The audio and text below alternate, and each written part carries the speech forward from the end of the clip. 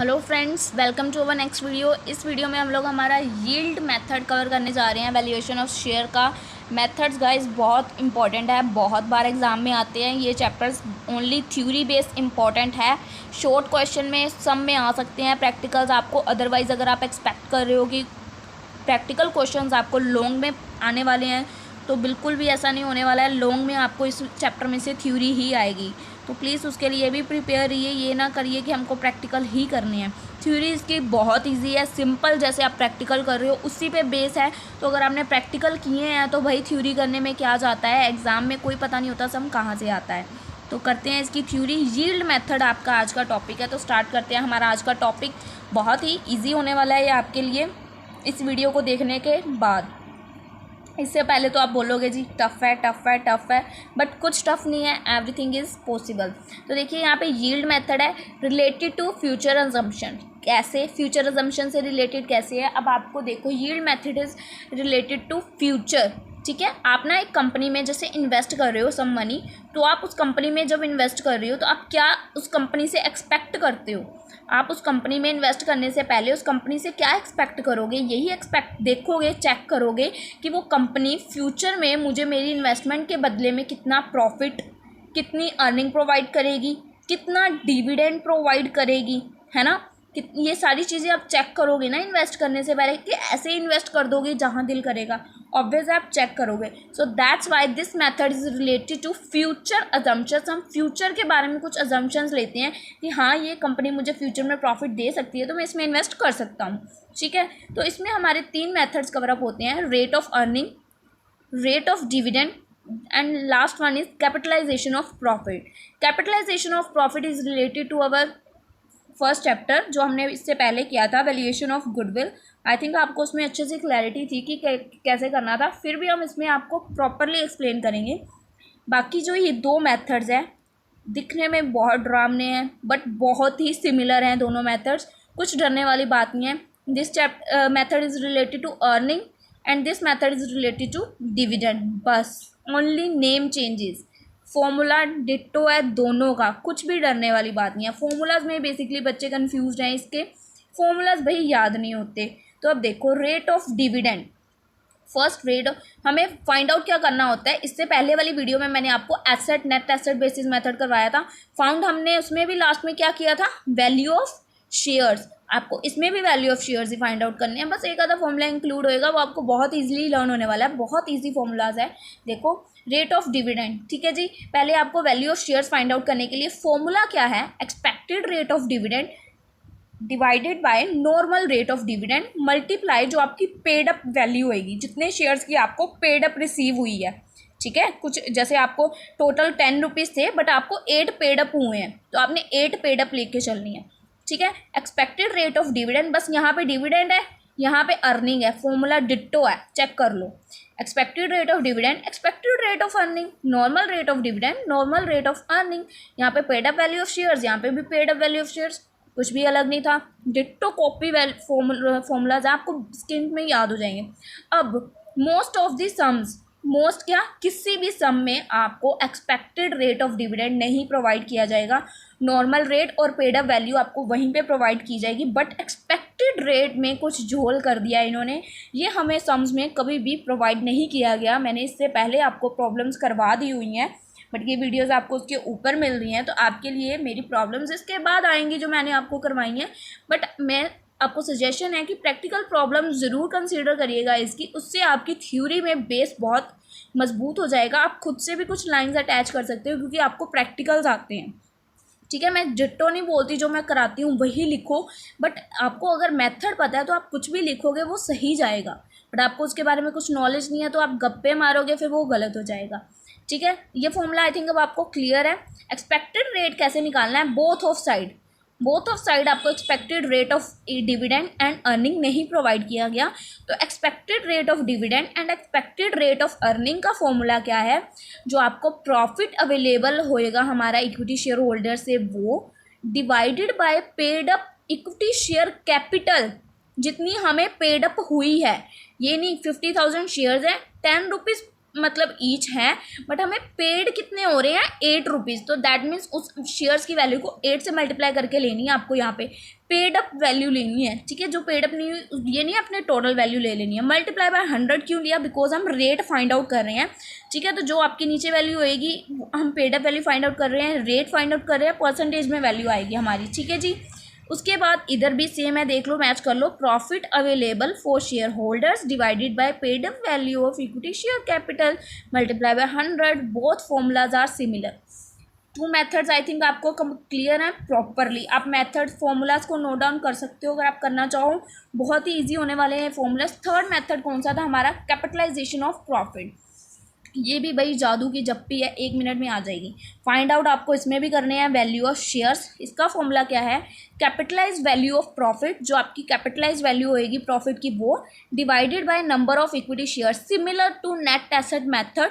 Divide में number of equity share, उसमें भी यही थे। ऊपर वाली वैल्यू चेंज है, capitalise value of profit, that we have to find out.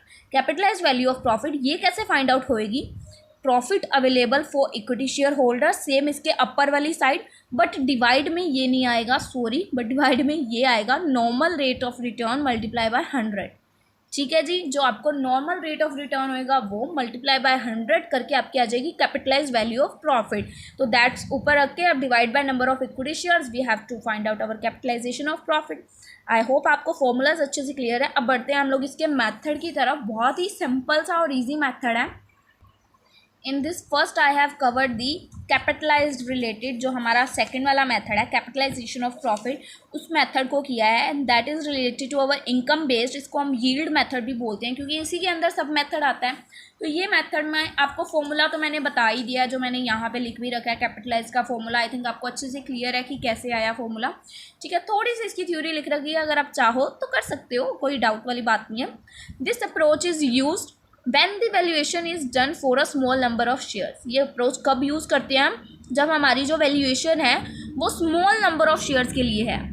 और यहाँ हमारा फोकस किस पे होता है, here the focus is on expected benefit from the business investment, कि हम जो बिजनेस में इन्वेस्टमेंट कर रहे हैं उसमें हमें फ्यूचर में बेनिफिट कितना होने वाला है। That is what the business generate in the future, की बिजनेस फ्यूचर में हमें क्या जनरेट करके वापस करेगा, ठीक है जी। A common method used in the estimate of a business value, इसमें कॉमन मेथड यूज होता है estimate of a business value by dividing its expected earning by a capitalized rate। इसकी एस्टिमेट जो हमने यहाँ पे मैंने आपको बताई थी ना, एस्टिमेट वैल्यू जो होएगी, कैपिटलाइज वैल्यू को हम एस्टिमेट वैल्यू का नाम दे रहे हैं, divided by normal number of shares, we have to find out our equity each share of equity value. तो वही लिख रखा है, कहा गया ये रहा, a common method used is estimate of a business value by dividing its expected earning, जो हम एक्सपेक्ट कर रहे हैं अर्निंग ऑफ कैपिटलाइज रेट। तो हम इसकी एक रेट फाइंड आउट कर लेंगे। वैल्यू पर शेयर कैसे फाइंड आउट करेंगे, value per share is calculated on the basis of profit. Valuation कैसे फाइंड आउट करेंगे, profit of the company available for the distribution, जो प्रॉफिट होएगा इसका प्रॉफिट के बेसिस पे डिवाइड करके इसके साथ कैपिटलाइज वैल्यू फाइंड आउट करके हम value of each equity share अपनी इजीली फाइंड आउट कर सकते हैं। Profit can be determined by deducting reserves and taxes from net profit. Profit कैसे फाइंड आउट करेंगे, प्रॉफिट में से फर्स्ट हमें रिजर्व्स अपने माइनस करने पड़ेंगे। हमें सम्स में बता रखा होगा कि इतना रिजर्व आपको माइनस करना है, तो हम उस रिजर्व को डिडक्ट कर देंगे। और अगर हमें कोई टैक्स बोला गया है तो हमें यहाँ पे जो प्रॉफिट लेने होते हैं वो आफ्टर टैक्स लेने होते हैं। तो कई बार ना हमें प्रॉफिट बिफोर टैक्स गिवन होता है, तो हमें वो चीज़ ध्यान रखनी होती है, तो हमें टैक्स को माइनस करके आफ्टर टैक्स प्रॉफिट यहाँ पे लेना होता है, ठीक है गाइस। तो ये फॉर्मूला तो आपको ऑलरेडी पता है। इसके बाद आते हैं इसकी एग्जाम्पल की तरफ। ये एग्जाम्पल में ना 2 मेथड्स बोले गए हैं, बट मैं आपको एक ही लगा के दिखाऊंगी, बिकॉज जो मेथड हम कर रहे हैं हमें तो वही सीखना है ना। इसमें एसेट मेथड भी बोला गया, बट वो तो हम एग्जांपल कर चुके हैं ना यार, तो मैं दोबारा रिपीट नहीं करूँगी। वैसे वैल्यू क्या क्या गिवन है आप देख लो, आप इस पे एसेट मेथड खुद अप्लाई करके देखना, हो जाएगा, ईजी है, ठीक है जी। 10,000 equity shares 10 each fully paid up है। 10,000 equity shares 7.50 each share called paid up है पूरे, ये भी each 5 per share called and paid up है 5 रुपीज़, ठीक है जी। उसके बाद जनरल रिजर्व गिवन है, liability of sundry parties given है, fix assets less dep already है गिवन है, commission on issue of shares given है, preliminary expenses floating assets given है। It is estimated that normal average profit, normal average जो profit है less tax already tax less है तो आपको नहीं करना। Less tax of the company will be maintained eight 36,000 rupees आपको प्रॉफिट गिवन है और टैक्स ऑलरेडी माइनस है, तो आपको कोई टेंशन वाली बात नहीं है। And the expected rate of capitalise purpose के लिए आपको एक्सपेक्टेड रेट कितना गिवन है, that is our 8%। Calculate the value of each type of shares by asset backing method, that means asset वाला मेथड जो हमने फर्स्ट किया था तो वो तो हम कर नहीं रहे, तो उसको छोड़ दो। And also by earning capacity method, that is our capitalization related to method. और assume dividend are declared on paid up capital, जो हमारा डिविडेंड है उसको पेड अप कैसे करना है वो देखते हैं। पहले इसको प्रॉफिट कैपिटलाइजेशन के थ्रू बोला है, हमें कैपिटलाइजेशन की परसेंटेज बता दी इन्होंने। Rate of capitalisation purpose is 8%, तो प्रॉफिट कैपिटलाइजेशन 8% आपको बता दिया। हमारा फॉर्मूला क्या था, profit divided bye expected rate multiply by 100। मैं आपको एक बार फॉर्मूला फिर से दिखाना चाहूँगी। Profit divided by normal rate, जो एक्सपेक्टेड रेट गिवन है वो मल्टीप्लाई बाय 100, तो वही कर रखा है। प्रॉफिट डिवाइडेड बाय 8% गिवन है, मल्टीप्लाई बाय 100। 8% परसेंटेज का 100 बना है, इसी वजह से यहाँ पे 8 रखा गया। 4,50,000 आ गया। Next value of each share कैसे फाइंड आउट करनी है, जो हमने अभी ये वैल्यू फाइंड आउट की ये, and divided by number of shares. तो number of shares find out यहाँ पे देखो कितने हैं। Number of shares we have to tell them. देखो यहाँ पे जो हमें ना ये अमाउंट गिवन है, ठीक है, यहाँ से हम शेयर्स फाइंड आउट नहीं कर सकते क्योंकि यहाँ पे ना पर शेयर की वैल्यू चेंज हो रही है। यहाँ पे 10 है, यहाँ पे 7.50 है, यहाँ पे 10 और पर 5 है। तो आप इन तीनों को पहले ऐड करोगे, 1 लाख प्लस 75,000 प्लस 50,000, ठीक है जी। देन आप उसको 10 से करके देखोगे तो आपकी इतनी वैल्यू बन जाएगी। आप इन तीनों को ऐड करके देख सकते हो। आप इन तीनों को ऐड करोगे ना तो आपका 2,25,000 बनेगा, ठीक है। आपको इन तीनों की पेड अप जो वैल्यू है ईच शेयर की 10 ही लेके चलनी है, ठीक है, क्योंकि तीनों की 10 है ईच, 10 है।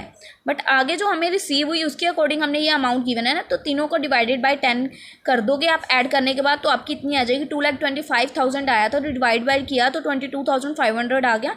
इसके साथ डिवाइड करोगे 20 रुपीज़ आपकी ईच शेयर की वैल्यू आ गई, ठीक है। सिंपल सा इतना सा मेथड आपका कैपिटलाइजेशन का। ये आगे ये चीज़ क्यों की हुई है, क्योंकि यहाँ पे इक्विटी शेयर्स हमें 3 टाइम्स गिवन थे, तो उसी की बेसिस पे इसको डिस्ट्रीब्यूट किया हुआ है। आप चाहो तो इसका स्क्रीनशॉट ले लो, इसको करके देख लेना, बहुत ईजी है, कुछ नहीं कर रखा, जस्ट उसके अंदर डिस्ट्रीब्यूट कर रखा है। 7.50 3/4 होता है, तो 20 रुपीज़ आए थे, 20 का 3/4 कर दिया। ये फर्स्ट वाला फुल्ली पेड था तो 20 का 20 आ गया। इस केस में ये वाला 5 रुपीज़ पेड अप था, तो उसका that means half paid up था, 10 का 5, तो हाफ पेड अप है तो 20 का हाफ 10 हो गया। सिंपल है, कुछ नहीं समझ जाने वाला था इसमें, ठीक है जी। इसके बाद इसमें हमारा आता है earning method, that is our rate of earning. मैंने आपको समझाया था अभी, ये देखिए ये वाला मेथड हो गया हमारा। देन नेक्स्ट है हमारा rate of earning and rate of dividend. तो रेट ऑफ अर्निंग मेथड करने जा रहे हैं अब हम लोग, इसको अर्निंग यील्ड भी बोलते हैं, ठीक है। इसमें क्या है, shares are valued on the basis of expected earning. First we have to find out expected earning and normal rate of return. Under this method value per share is calculated. कैसे value per share find out करेंगे, under through this formula I think आपको अच्छे से पता है, मैंने बहुत अच्छे से एक्सप्लेन किया। देन वी हैव एग्जांपल, तो हम उसको सॉल्व करते हैं। देखिए हमें यहाँ पे इशू इक्विटी शेयर कैपिटल दे रखे हैं 10,000 shares, 10 per share. Paid up equity share capital दे रखे हैं 10 पर शेयर, 8 पेड अप, ठीक है। 6% प्रेफरेंस शेयर कैपिटल दे रखे हैं, ये फुल्ली पेड है। उसके बाद annual transfer to general reserve दे रखे हैं of the profit after tax. उसके बाद रेट ऑफ टैक्स दे रखे हैं 50%। एक्सपेक्टेड प्रॉफिट बिफोर टैक्स, मैंने आपको बताया था ना बिफोर टैक्स भी आ सकता है, आपको आफ्टर टैक्स लेना होता है। तो बिफोर टैक्स 2 लाख है, 50% टैक्स लेस कर दोगे।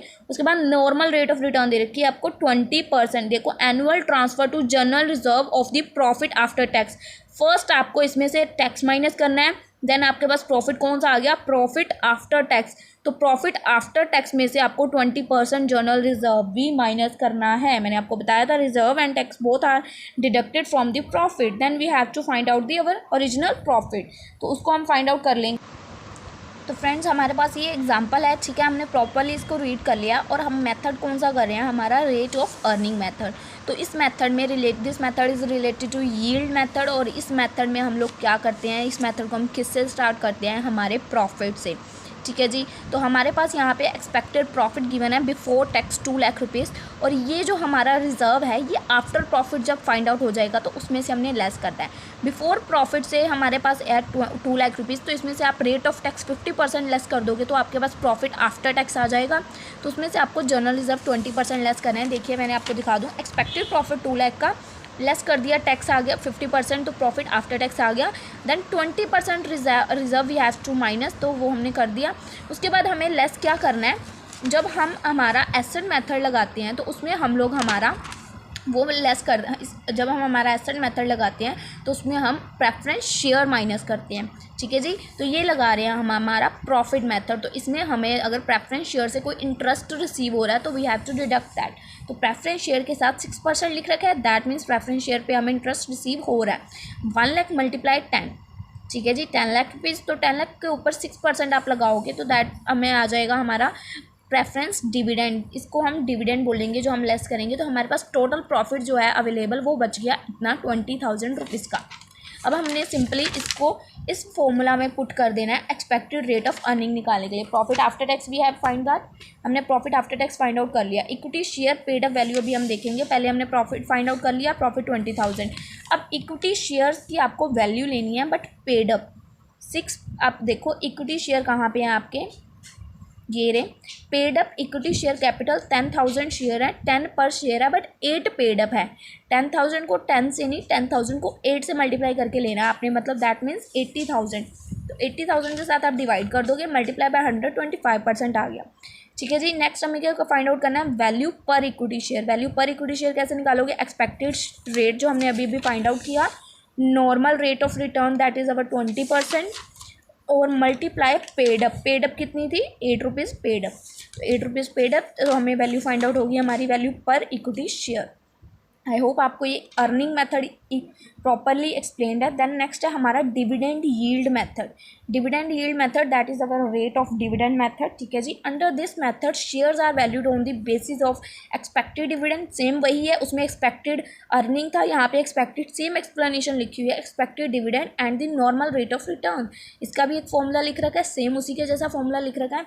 इसमें मैं एग्जाम्पल सेम यही चल जाएगी, बस आपको ना इस एग्जाम्पल में ना बोला होना चाहिए था कि वो डिविडेंड के थ्रू फाइंड आउट करो, तो आपने सेम यही एग्जाम्पल के थ्रू उसको फाइंड आउट करना था। बट इसके लिए मैंने आपके लिए एक और एग्जाम्पल प्रिपेयर किया, उससे पहले मैं आपको कुछ समझा दूँ, उससे रिलेटेड है वो एग्जाम्पल। जो हमारा यील्ड मेथड है ना, आपको ना इसकी एक एग्जाम्पल समझाऊंगी मैं अभी। तो आपको पहले देखना है, एक आपको यील्ड मेथड है, इसमें आपके दो मेथड्स है, एक प्रॉफिट एक डिविडेंड, ठीक है जी। एक जैसे अर्निंग या प्रॉफिट आप लगा रहे हो, ठीक है, एक वो, और एक डिविडेंड बेसिस। जब आपको बोला हो सब में कि मेजॉरिटी होल्डिंग है, मेजॉरिटी होल्डिंग बोला गया, तो आपको प्रॉफिट मेथड अप्लाई करना है, profit basis, that is our earning method, ठीक है। और अगर आपको डिविडेंड मतलब मिनॉरिटी होल्डिंग, कम से कम में होल्डिंग, तो आपको डिविडेंड मेथड अप्लाई करना है। अब आपको ये एग्जांपल के थ्रू ये मेथड क्लियर होने वाला है।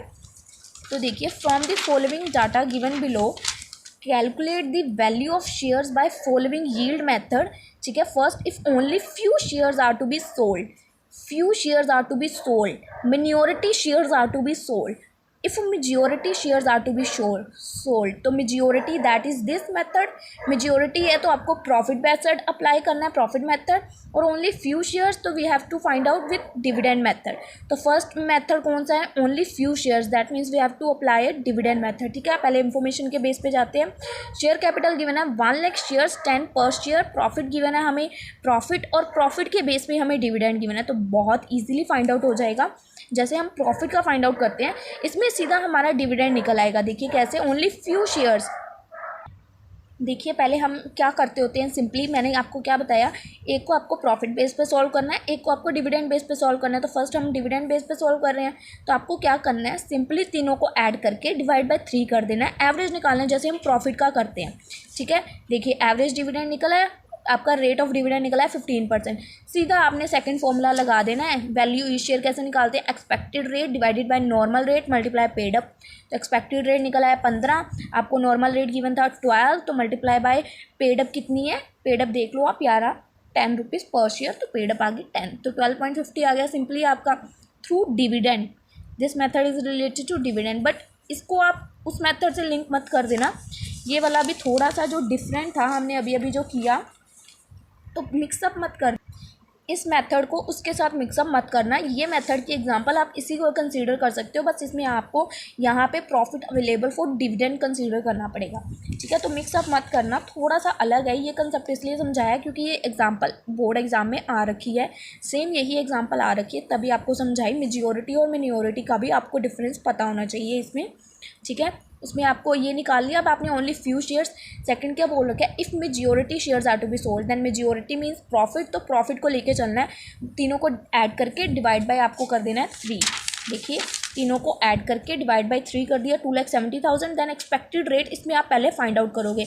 एक्सपेक्टेड रेट में क्या होता है, profit divided by share capital multiply by 127% expected rate आ गया। शेयर कैपिटल आपको यहाँ पे गिवन है 1 लाख, मल्टीप्लाई बाय 10 करोगे तो 10 लाख रुपीज़ आपकी आ गई शेयर कैपिटल, ठीक है जी। तो उसके बाद आपको value of each share find out कर लेनी है, 27/12 मल्टीप्लाई बाय 10, नॉर्मल रेट आपको 12 गिवन है, सिंपली ये फाइंड आउट हो गया।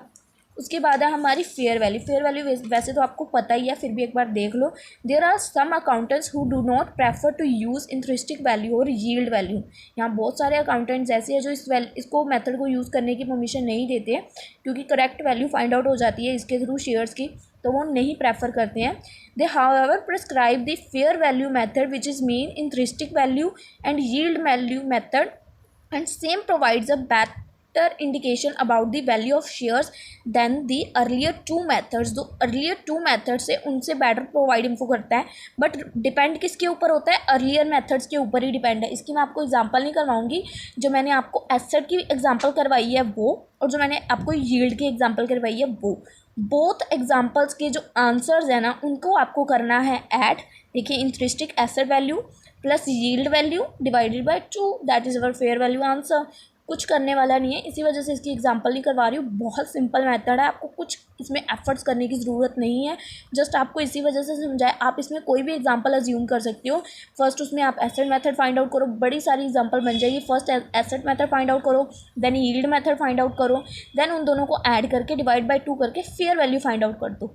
तो बहुत बड़ी एग्जांपल बनती है इसकी, बट हमने पीछे कवर अप की है, इसी वजह से मैं नहीं करवा रही। बट अगर आपको एग्जाम में आए तो आप कर देना, कोई प्रॉब्लम नहीं है, इशू नहीं होएगा कोई, आपको मार्क्स अच्छे ही मिलेंगे। ठीक है गाइज, बाय बाय।